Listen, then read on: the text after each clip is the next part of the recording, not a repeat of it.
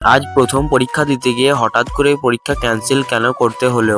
আসসালামু আলাইকুম গাইস, আজ সকাল সকাল উঠে চলে গেলাম স্কুল, কারণ আমাদের ফার্স্ট এক্সাম। তাই সাইকেলে করে কিছুটা যেতেই আমরা দেখতে পাই একটি কুকুর মারা এখানে পড়ে আছে। তাই বন্ধু আমার কি বললো দেখো।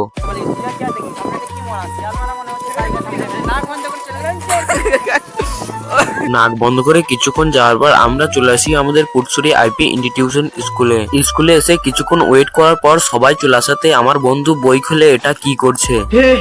हे प्रभु हे हरि राम कृष्ण जगन्नाथ प्रेमानंद ये क्या हुआ गलाव में पानी आ गया। তারপর আর কি করার, আমিও বন্ধুকে কিছুক্ষণ টুগলি করায় হেল্প করিয়ে দিই। কিছুক্ষণ টুগলি করার পর সবাই মিলে চলে যায় ডালিমদার ঘুগনি খাওয়ার জন্য। ডালিমদার ঘুগনি খাওয়ার পর স্কুলে ঢুকে আমরা জানতে পারি স্কুলের রুটিন পেঁচিয়ে দিয়েছে। তাই আমার বন্ধুরা সবাই তো খুশিতে নাচতে লেগে যায়।